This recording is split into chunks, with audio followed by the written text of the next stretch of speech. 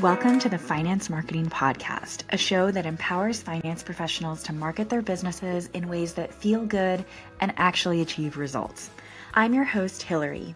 I've been working with folks in financial services to develop marketing strategies that work and create results-oriented marketing content since 2020. And I've learned a lot about what works in finance marketing, what doesn't work, and where financial services pros get stuck. Join us each Friday as we explore real, effective ways to market your finance business and connect with folks who truly embody your ideal clients. Today I'm chatting with Thomas Kopelman, who is the co-founder and lead financial planner at All Street Wealth.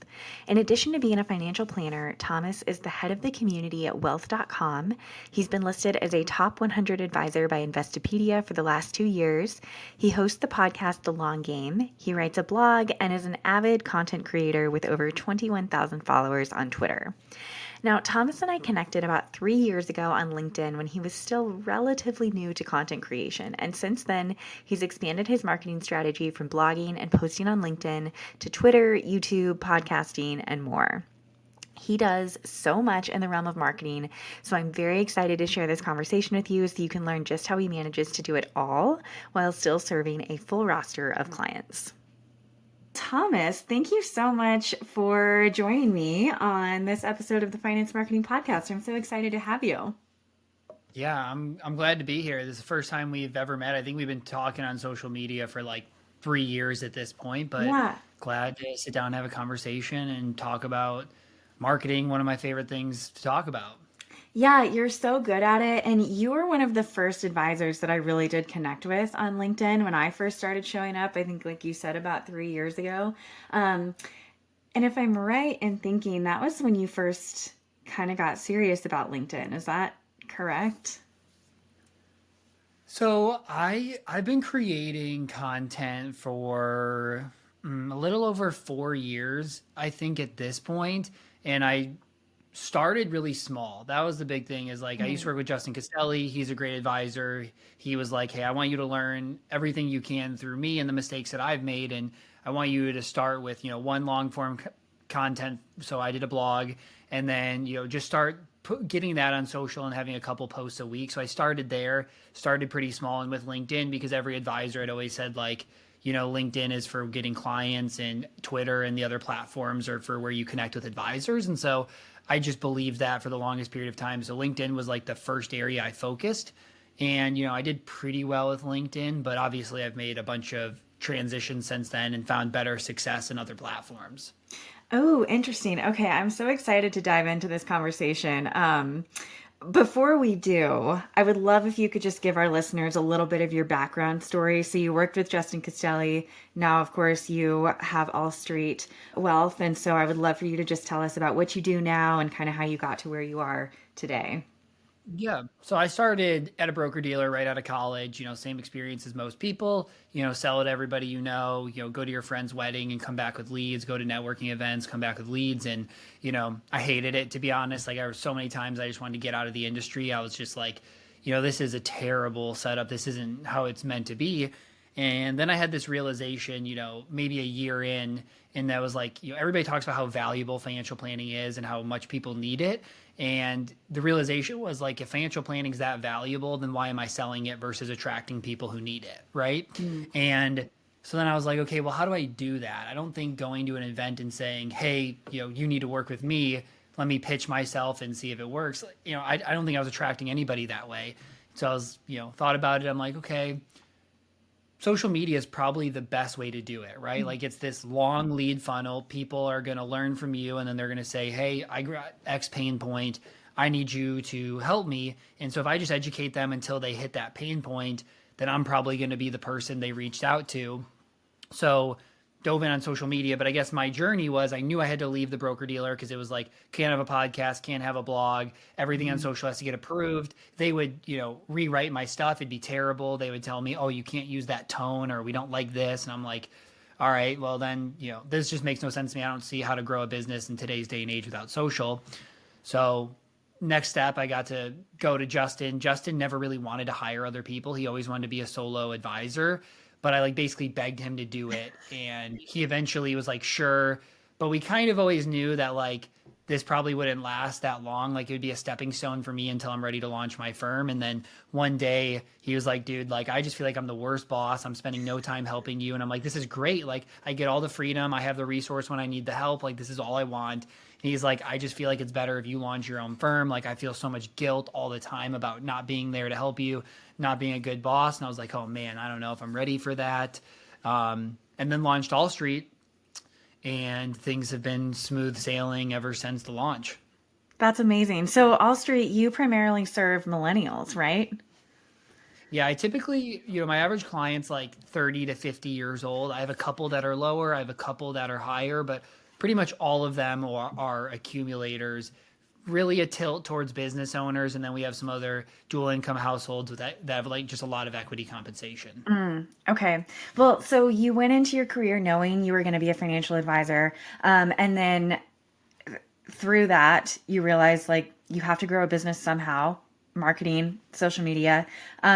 I think, correct me if I'm wrong, you very much also think of yourself as a marketer now too. Is that right? I mean, I would say so. I feel like it's kind of where one of my areas where I feel like I'm an A plus at, and so I Yeah. like to spend a lot of time in that area. I also think the industry is just generally really terrible at marketing. Like that's why I was like, I saw this area and I was like, there aren't any advisors educating people on social. All of the Mm, people advising about money on social are creators, not advisors. mhm. And I ask people this all the time. I'm like, name 10 advisors that are really good at social media marketing. And I'm glad to be one of the people on the list, but most people can't even come up with 10. Right. And so I'm like, that's a really unique opportunity in this lane. And we always see the Kitsis, all the statistics that it's like 99% of advisors have never got a client from social media. But I was on Kits's podcast recently and I was like, I just don't think that's a fair study. Like if I asked 100 people I knew that picked up a basketball in their life if they've been to the NBA, not even 1% would say they would, right? Like you can't ask people who don't really do it, don't really spend time doing it, don't really try to get good at it, have no Mm, consistency if they've succeeded at it because, you know, they've never really done the steps to be successful at it. I mean, I think I can name 25 advisors who work hard at it. All of them are getting pretty good results, but it is a system that does take a decent amount of time to generate good results from. right. Okay, so let's talk about that a little bit. And I want to go back to you started on LinkedIn and then you've since expanded, I know, to Twitter/X, maybe others that I don't know about, but I think are those your two kind of bread and butter? Yeah, I would say those two, and then I've started on YouTube in like Mm, the last like 4 months, and that's obviously a really long engine. It takes a lot of time to build YouTube to be what you want it to be. hmm. So how did you find the time in the early days, and how do you find the time now that your client base is so much larger and you have client work and meetings and things like that? Yeah, I think early on it's easy, right? Like you have so much free time that like what else should you be doing with your free time other than bettering yourself and your education and then teaching people that through content. Um, but I think it's just through the repetition I've gotten significantly better at it. So I remember the first few months of this, like to get 3 LinkedIn posts and a blog post a week would take me like 10 hours of time. Mm, Now today, I basically have 3 tweets a day. Right now I'm doing a thread every single day on Twitter for 3 months. I have 2 LinkedIn posts every day. I have a podcast a week. I have a blog a week. And I probably spend 5 hours a week on social media total to do mm, all of those things. And it's just because I've been doing it for so long that, I've built the reps that everything is easier and I've learned to just put out good content. Don't focus that last amount of time on making it perfect. Because at the end of the day, like nobody ends up noticing the difference when they're skimming your social media. mm, That I think at the end of the day, if I can put out the most content, then I'm winning. hmm. Well, you said something interesting at the beginning of our conversation that I kind of want to circle back to. You said that Um, someone had told you LinkedIn is the place to get clients, and then Twitter and other platforms were the place to connect with other financial advisors. Has that been the opposite for you? Yeah, totally. So I think LinkedIn is this amazing network and amazing platform, but it's really a B2B channel in my mind. Mm, Like I think you selling advisor, like I'm going to help an advisor do marketing, great platform for that, hmm. right? Like most people on LinkedIn are trying to sell. And who are they trying to sell to? Other business owners. but are consumers spending time on LinkedIn learning? Right. And for me, I don't. I spend the least amount of time I possibly can on LinkedIn because I feel like all it is I'm being sold to and kind of fluff. Mm. But I go to Twitter and I follow great estate planning attorneys, great real estate agents, great tax professionals, and I actually spend time learning there. And so, I think this was over a year, maybe 2 years ago. It was like about 2 years ago today, like this month, that I was like, maybe there's other people like me that are trying to learn through Twitter, and that maybe that's my best channel. So I started, I'm like, I'm going to go all in. I have 800 followers. I am going to post a thread a day for, a month. And that's going to be really hard for me, but I'm going to do that. I'm going to try to build a little bit.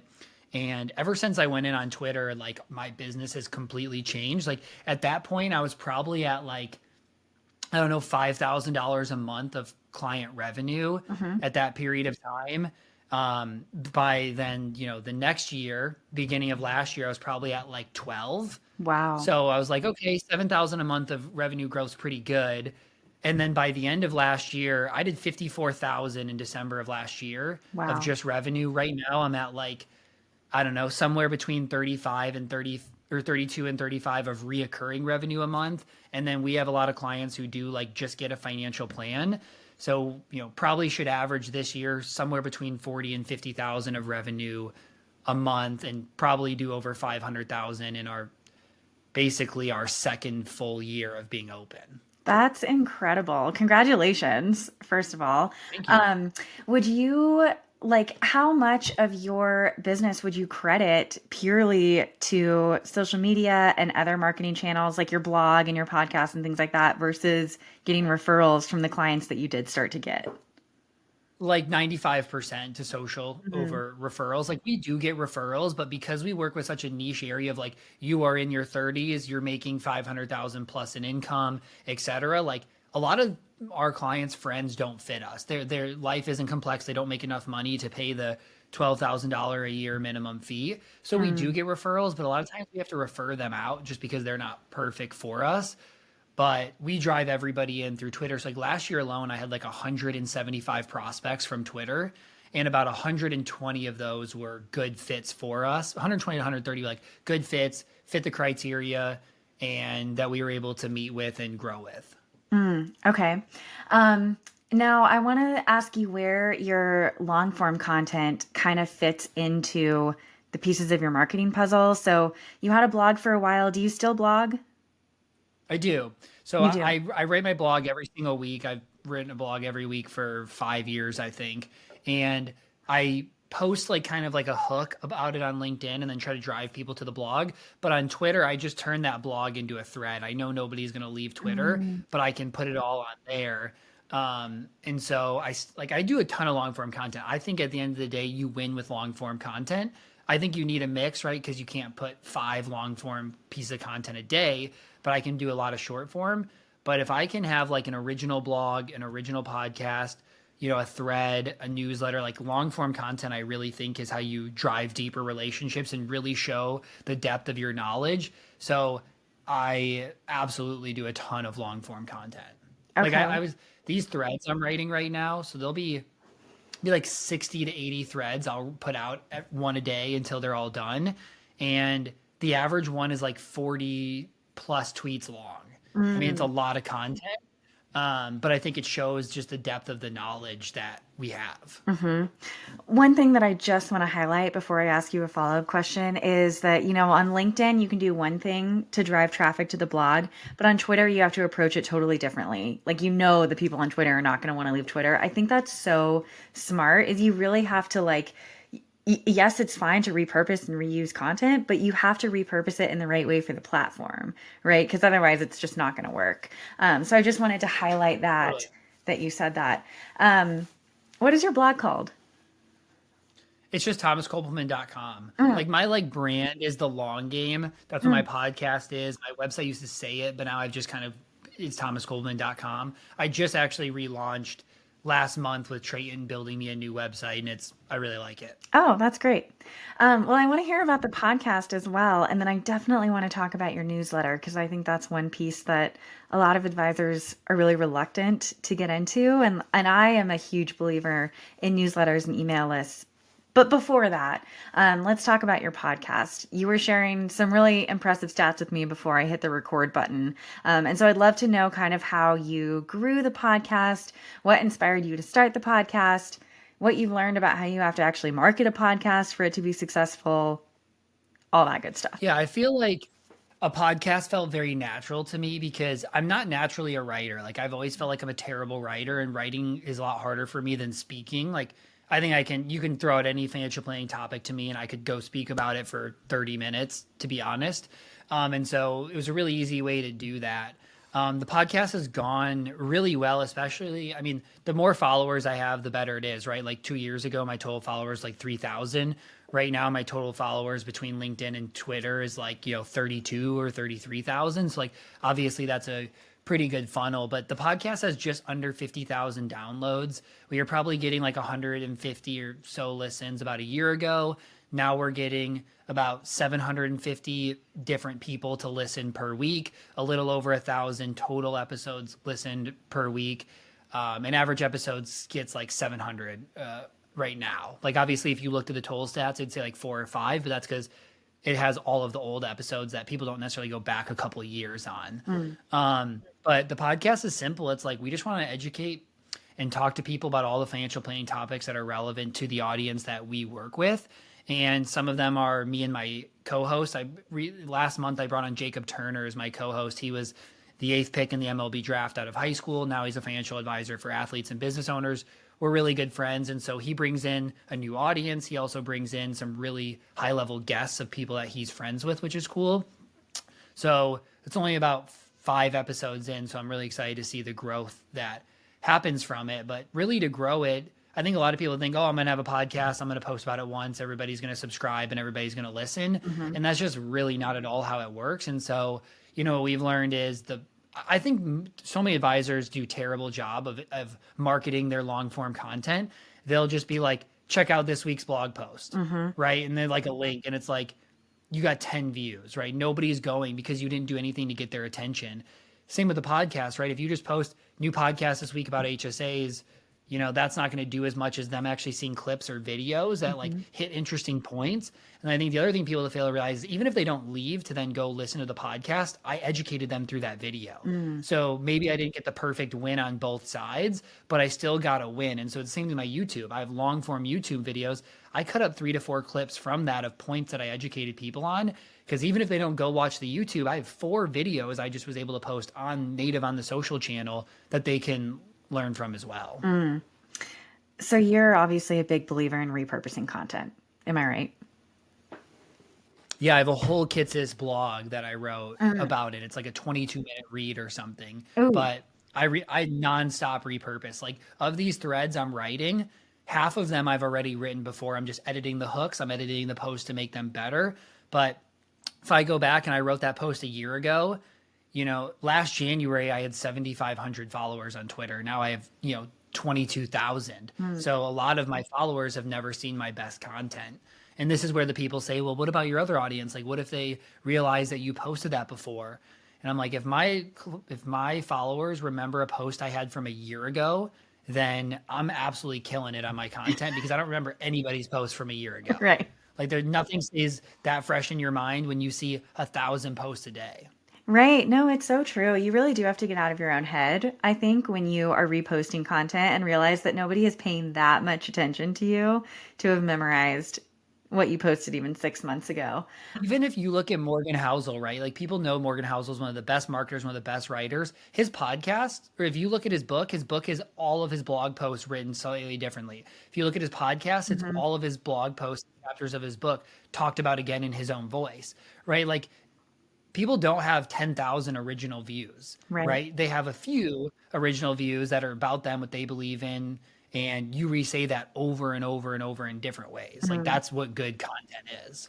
So can I ask you what you think you would attribute that big jump in your followers? I mean, when you say, 1 year I had 7,500 followers, now I have 32, did you say 32,000? Well, yeah, I have like 22 on Twitter right now. On Twitter. Was there a moment in time where you noticed kind of a big jump, or has that all been very gradual and just a product of being super consistent? I think it's a lot of just gradual and super consistent. Like there's a couple times like last early January, I had like a 1,500 followers in a week just from like a couple big posts that blew up. Mhm.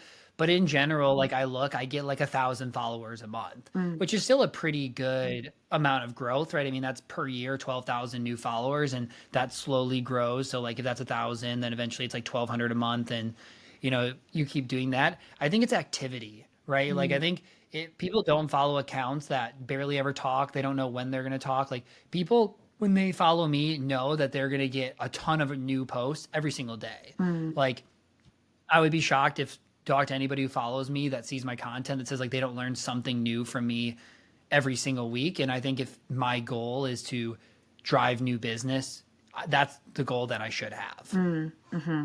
Yeah, I appreciate that perspective because I think it can be so defeating in the beginning when you're getting one new follower a week or three new followers or five or 10 new followers a week. But it really is just that consistency. And yeah, you just grow that number. Well, and that's the time where it's really important to realize that most of your followers are coming from engagements on other people's content. Like Right. you have to be engaging, adding valuable insights, talking about things. Cause like if you have 7 followers, like there's not very many people and that's not going to get pushed to very many other people. But if you have really good comments on bigger pages, other people might see you and start to follow you. But the beginning is definitely, the hardest part. Yeah, absolutely.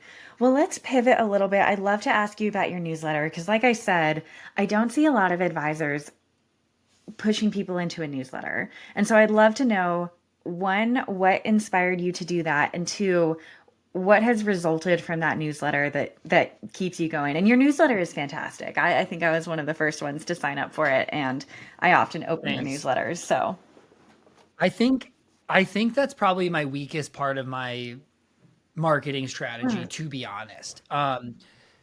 I'm at this point where for the least the last while, I'm really like instead of like being wide in my focus of a bunch of different things, I'm trying to be narrow in the lane that I'm doing the best in.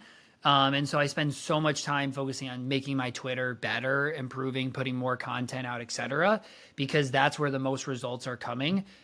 I think my newsletter is a very untapped channel. I almost never, I think I have one post a week that auto goes out that just reminds people that I have a newsletter, but I don't really drive anybody to it. This year, I'm working on mm, creating an ebook that's going to be like the ultimate guide for business owners. And it's going to be like entity selection to manage your finances, the taxes, to retirement accounts, to insurance. It's like a big book. And I think that will be a good funnel. But I really have my newsletter and I also post it through LinkedIn. And like on LinkedIn, I have like 8,000 people subscribed to that newsletter. mm, And then I have about 2,000 ish from ConvertKit where I have people sign up.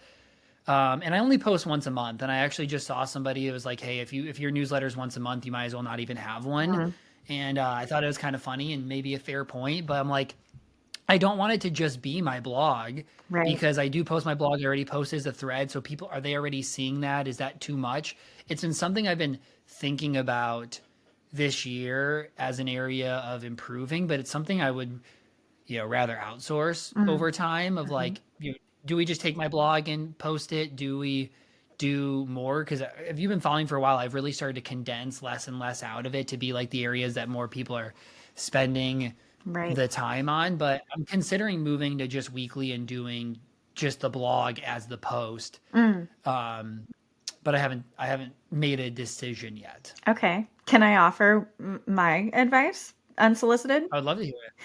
What I find to be most successful in newsletters is when they're really story based. And I'm seeing more and more of this in LinkedIn posts. And I think that a lot of times they translate really well to newsletters as well because that's what people want to read when they open their inbox.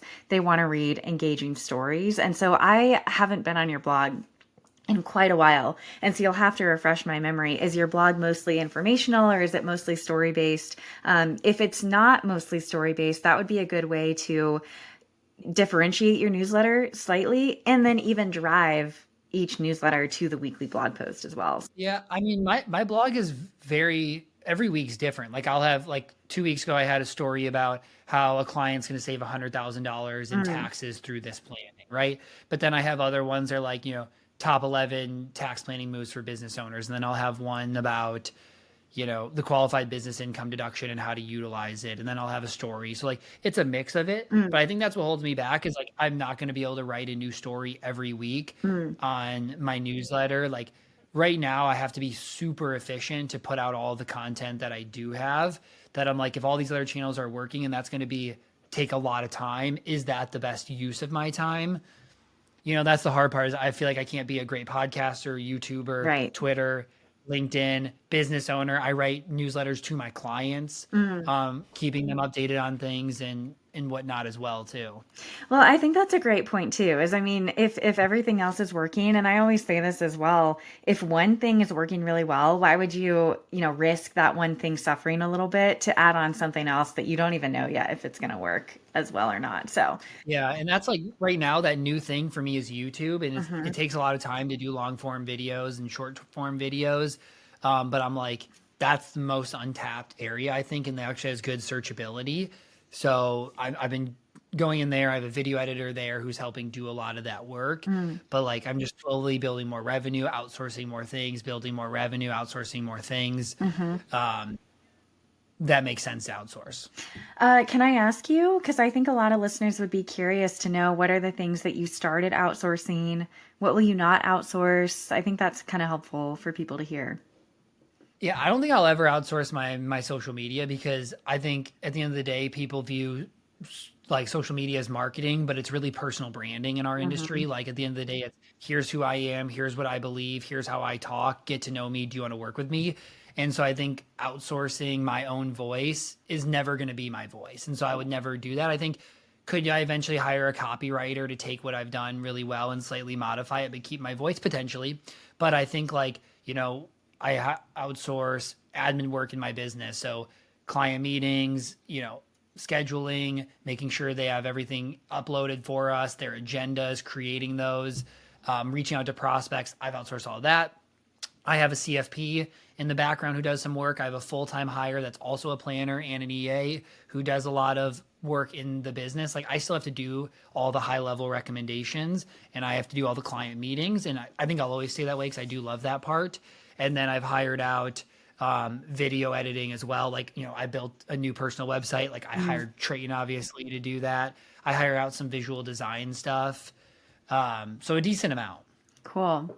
Um, well, what's next for you? I mean, is writing your own book on the horizon, or what do you think is next? So there's a lot of things. Right now I'm trying to manage all of them because I have this. I also have my job at wealth.com as the head of community there. So like Hmm. that still requires a decent amount of time running their podcast, doing meetings, going to conferences.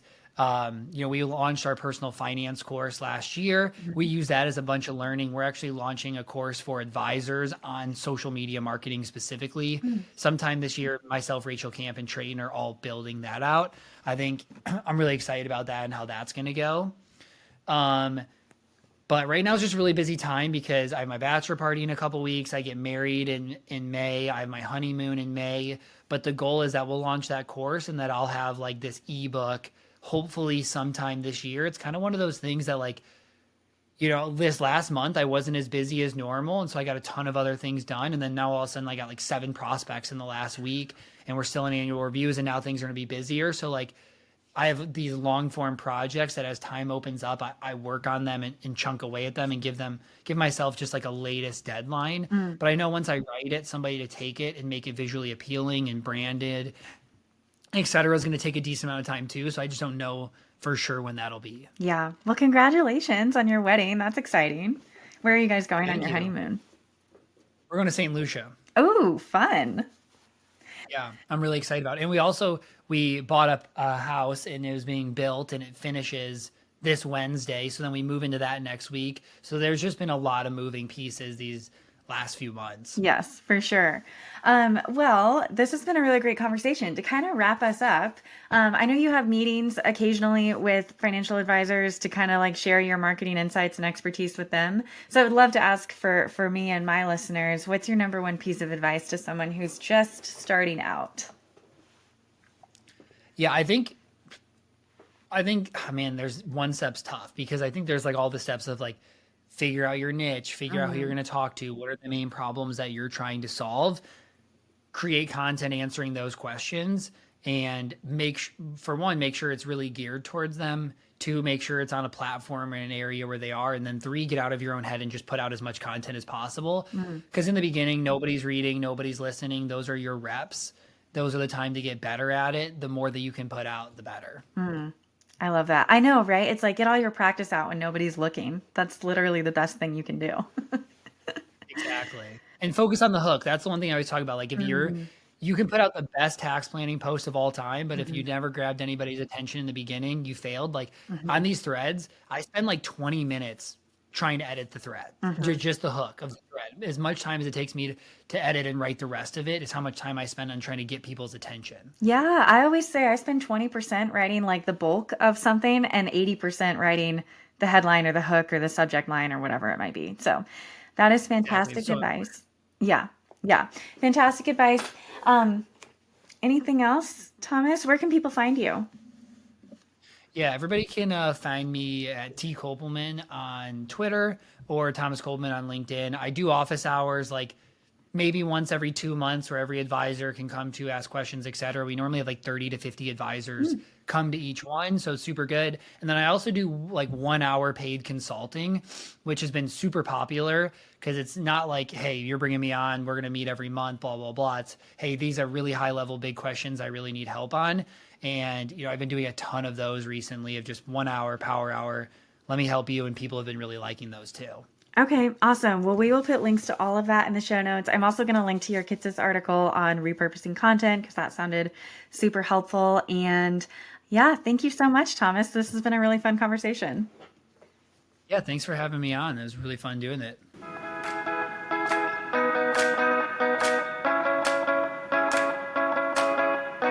Thank you so much for joining us on this episode of the Finance Marketing Podcast. If you're eager to market your business in a way that feels good and actually gets results, sign up for the Finance Marketing Podcast newsletter in the show notes so you never miss another episode.